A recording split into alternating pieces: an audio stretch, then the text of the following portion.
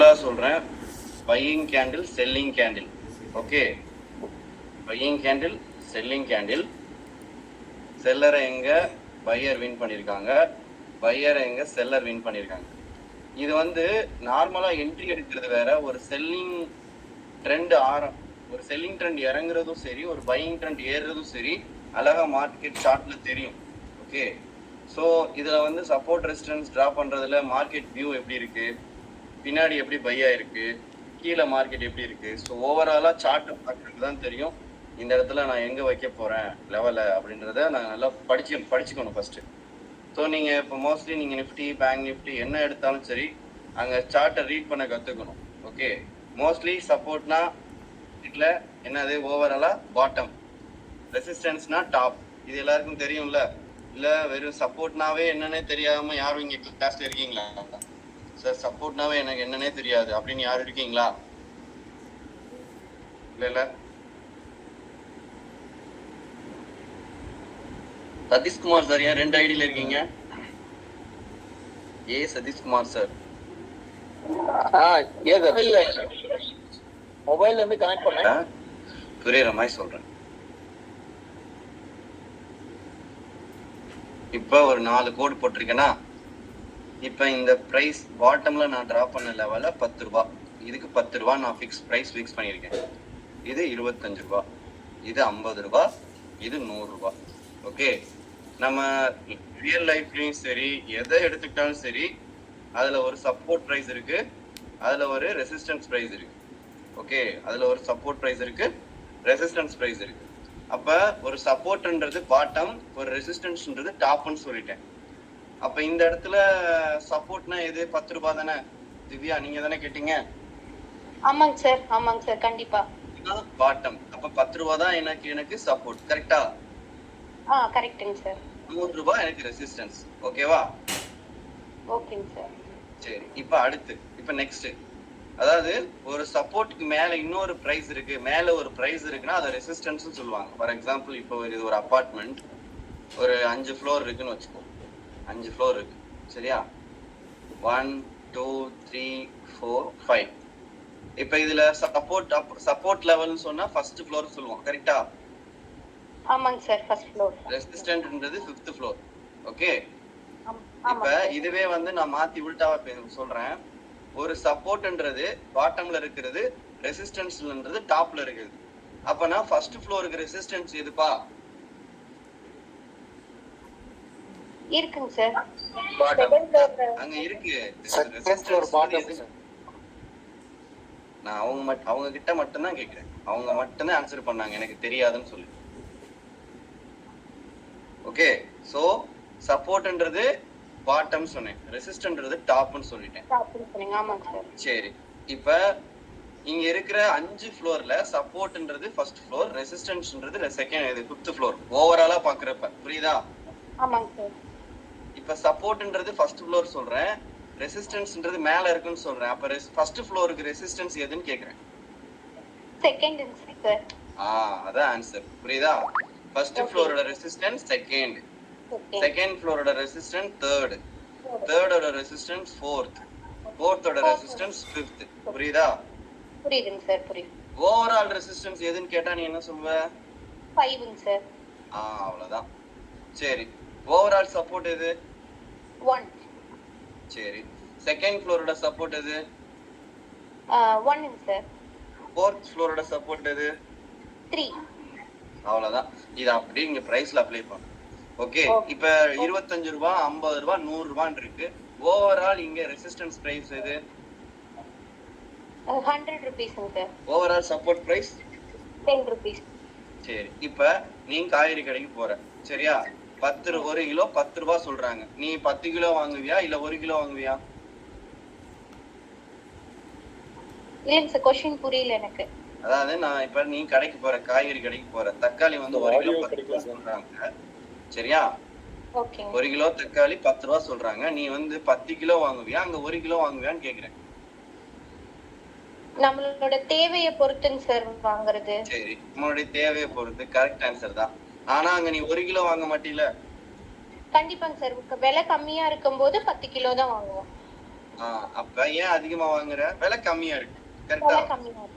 கரெக்ட்டுங்க அப்ப சார். விலை கம்மியா இருக்கிறப்ப நீ திவ்யான்றவங்க வாங்குற மாதிரி எல்லாரும் வாங்க தானே செய்வாங்க இந்த பிரைஸ.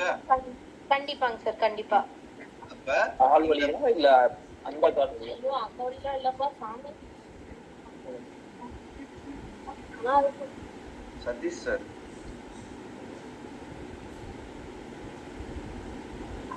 சொல்லுங்க சார். மியூட் பண்ணுங்க சார்.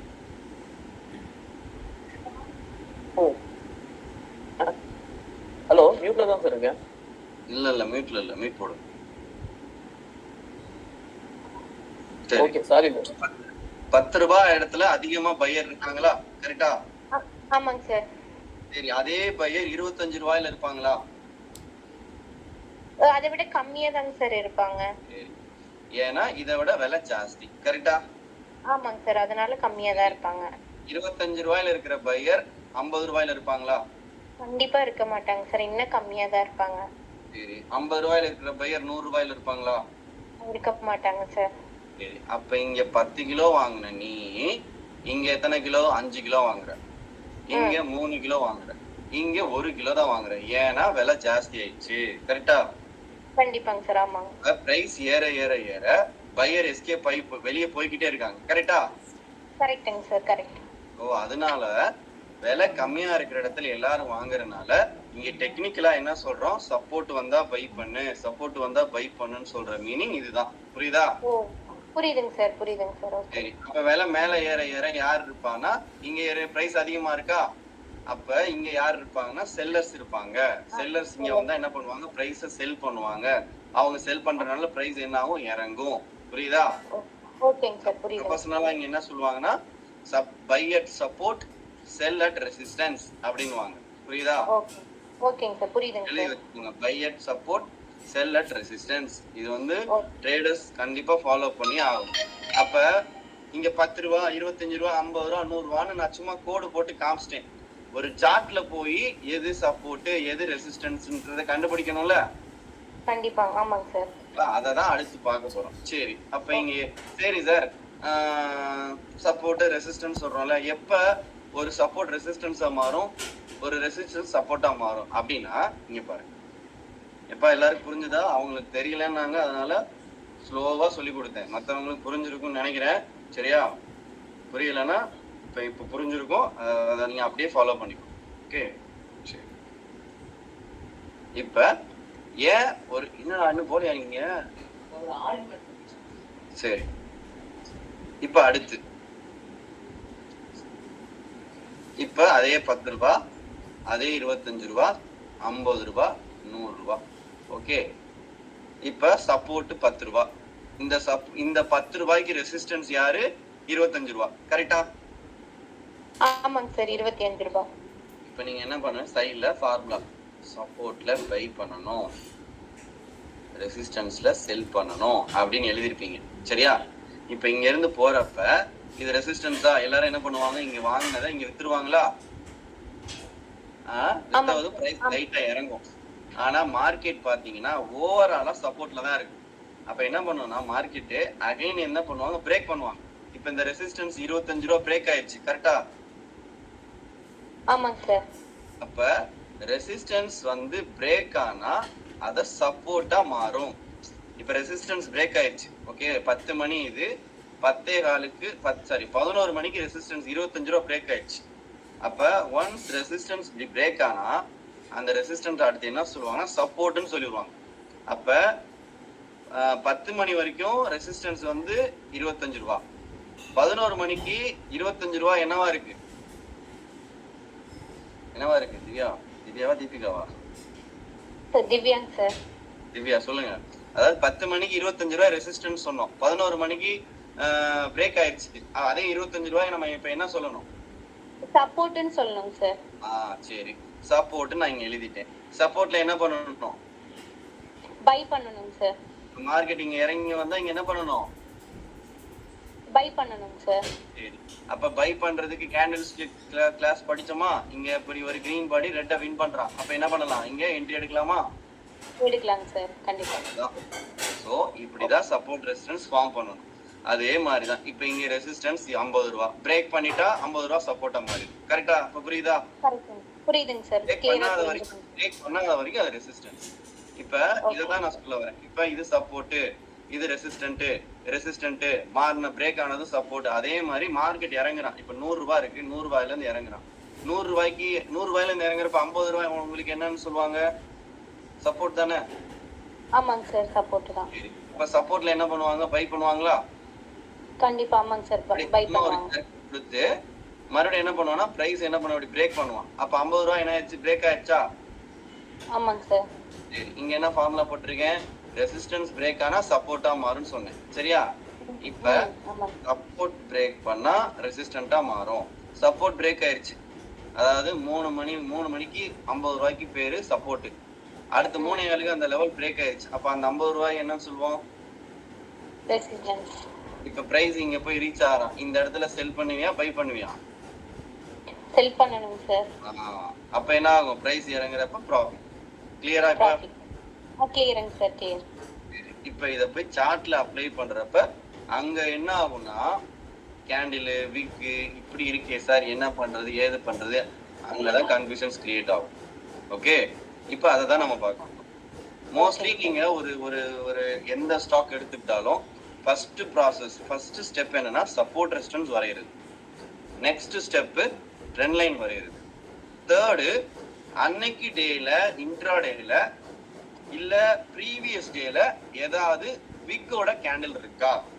இப்ப நான் என்ன சொல்லியிருக்கேன்? ஒரு சார்ட்டை ரீட் பண்றதுக்கு என்னென்ன ப்ராசஸ் சொல்றேன். First step support resistance draw பண்ணணும். Second step trend line draw பண்ணணும்.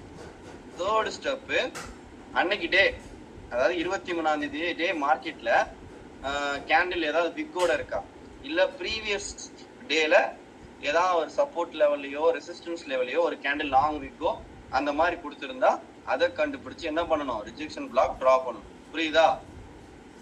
கிளியர்? இது 3 கரெக்டா ஃபார்ம் பண்ணிக்கலாம். எஸ் சார், இப்போ வந்து சப்போர்ட்ல ரெசிஸ்டன்ட்ல வந்தா மட்டும் தான் அந்த விக்கை வந்து நம்ம கன்சல்ட் பண்ணுமா சார், இல்ல இடையில ஏதாச்சும் வந்தாலும் கன்சல்ட் இடையில வந்தாலும் எடுத்துக்கலாம். ப்ரீவியஸ் டேல இடையில வந்தாலும் அந்த இடத்துல எப்படி என்ட்ரி ஆயிருக்குன்றத பார்க்கணும். இப்ப நான் வரைஞ்சு காமிப்பேன். சரியா? ஓகே, சரி. ஃபோர்த் ஒன் இங்க பாருங்க.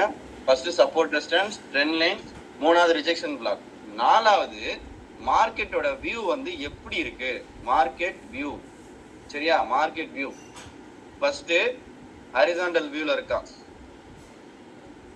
செகண்ட் ட்ரெண்ட் லைன் வியூல இருக்கா, தேர்டு லோயர் லோ வியூல இருக்கா. இது எப்பயுமே ஒரு சார்ட் ரீட் பண்றதுக்கு முக்கியமான ஒண்ணு. நீங்க ஒரு ஸ்டாக் சார் இதை டிராப் பண்ணி போடுங்க அப்படின்னா நான் இதை தான் பண்றேன். சப்போர்ட் ரெசிஸ்டன்ஸ் பார்ப்பேன், ட்ரெண்ட் லைன் பார்ப்பேன், அன்னைக்கு டே ஆர் ப்ரீவியஸ் டேல வீக் ரிஜெக்ஷன் எங்க இருக்குன்னு பார்ப்பேன், அது ஸ்ட்ராங் அங்க இருந்து ஏறி இருக்கான்னு பார்ப்பேன். அதுக்கப்புறம் மார்க்கெட் எப்படி போயிருக்கா, ஹரிசாண்டல் வியூல போயிருக்கா, ட்ரெண்ட் லைன் வியூல போயிருக்கா, அது எப்படி லோயர் லோல ஆங்கிள் இறங்கியிருக்கானா, அதுல சேனல் இருக்கா, இந்த மாதிரி பார்ப்பேன். மோஸ்ட்லி லோயர் லோ இருக்கிறப்ப அங்க என்ன இருக்கும்னா சேனல் ஃபார்மேஷன் கொடுத்துருப்பான், எக்ஸ்ட்ரா ஒரு பாயிண்ட். புரியுதா? அப்ப இதெல்லாம் பார்த்துட்டு நம்ம அடுத்து என்ட்ரி போறப்ப கம்ஃபர்டபுளா இருக்கும். சரியா? இப்ப அதான் வரைய காட்ட போறேன். திருப்பி சொல்லுங்க சார். எது புரியல? மார்க்கெட் ஃபோர்த் பாயிண்ட் சொன்னீங்களா, அதுல HV டிவி LL அது மட்டும் கொஞ்சம் ரிப்பீட் பண்ணுங்க சார். அதாவது மார்க்கெட் வியூனா இங்க பாருங்க. இங்க சார் மார்க்கெட் வியூனா up trend, down trend, flat அந்த மாதிரி தான் சார், இல்ல வேற மாதிரி? இல்ல, மார்க்கெட் வியூனா ஒரு மார்க்கெட்டை நீங்க பாக்குற ஆங்கிள். இப்ப இன்னைக்கு கார்ட்டூன்ல என்ன ஸ்டாக்ஸ் போட்டிருந்தேன், டிமேட்டா ஜஸ்ட்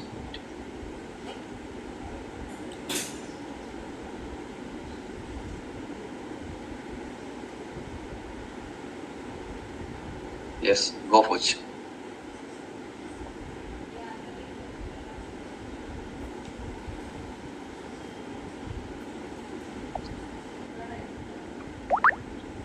மார்க் பண்ணி போட்டேன். ஏன்னா இது ரிஜெக்ஷன் பிளாக் என்ட்ரி பவர்ஃபுல்லா இருக்கும். மற்றபடி நான் சப்போர்ட் ரெசிஸ்டன்ஸ் வரையினா இதெல்லாம் அடிஷனலா இப்ப நான் டிரா பண்ணி காட்டுறேன் பாருங்க. இப்ப நான் இங்க என்ன சொன்னேன்னா மார்க்கெட் வியூ, ஒரு ஸ்கிரீன்ல மார்க்கெட்டை நீங்க பாக்குறீங்கல்ல, அது இந்த ஆங்கிள் இப்படி ஐ மீன் சப்போர்ட் எடுத்து இப்படி போறானா இல்ல ட்ரெண்ட் லைன்ல இப்படி போறானா அப்படின்னு பார்க்கணும். ஓகே, இது ஹரிசாண்டல் வியூ. ஓகே, 100 ரூபாய்க்கு பை ஆன பிரைஸ் அகைன் 100 ரூபாய்க்கு பை ஆயிருக்குன்னா ஹரிசாண்டல் வியூ. ஓகே, இதே 100 ரூபாய்க்கு பை ஆன பிரைஸ் மறுபடியும் 100 ரூபாய்க்கு பை ஆகும் முன்னாடியே பை ஆகி போயிருக்குன்னா ட்ரெண்ட் லைன் வியூ. அதனால லோயர்லனா 100 ரூபாய்க்கு பை ஆன பிரைஸ் ட்ரெண்ட் லைன் வியூலயும் பை ஆகல, 100 ரூபாய்க்கும் பை ஆகல, கீழே போயிட்டு இப்படி ரிவர்ஸ் ஆயிருக்கான். அப்ப இப்படி டிரா பண்ணும். இந்த 3 ஆங்கிள் தான் மோஸ்ட்லி மார்க்கெட் இருக்கும். ஸோ இந்த 3 ஆங்கிள் இருக்கு. இப்போ இந்த மாதிரி இருக்குன்னா அதுல ஒரு அடிஷனலா சேனல் ஃபார்மேஷன் இருக்குன்றத நான் சொல்லியிருக்கேன். So horizontal view, trend line view, லோயர்ல ஆங்கிள் வியூ. அப்படி வர்றப்ப அது இன்னொரு ஆப்பர்ச்சுனிட்டி என்ன பண்ணுவாங்கன்னா சேனல் ஃபார்மேஷன்ல இருக்கிறதுக்கு வாய்ப்பு இருக்குன்னு சொல்லியிருக்கேன். Is any doubts? கிளியரா? இப்ப சார்ட்ல போய் நம்ம பார்க்க போறோம். ஓகேவா? நோட் பண்ணிக்கோங்க ஃப்ரெண்ட்ஸ். நாளைக்கு ஆக்சுவலி எனக்கு ஒரு இன்டர்வியூ இருக்கு. இன்னொரு ஆக்சுவலி நம்ம ஜெபு அவங்க இன்டர்வியூ அரேஞ்ச் பண்ணியிருக்காங்க. ஸோ அதனால நாளைக்கு காலை லைவ் கிடையாது. சரியா? நாளைக்கு லைவும் கிடையாது, என்னால் சார்ட்டும் அப்டேட் பண்ண முடியாது. எனக்கு இன்டர்வியூ முடிச்சுட்டு வர்றதுக்கு ஆஃப்டர்நூனுக்கு மேலே ஆயிரும். வந்துட்டு நான் அப்டேட் பண்ணுறேன். ஓகே,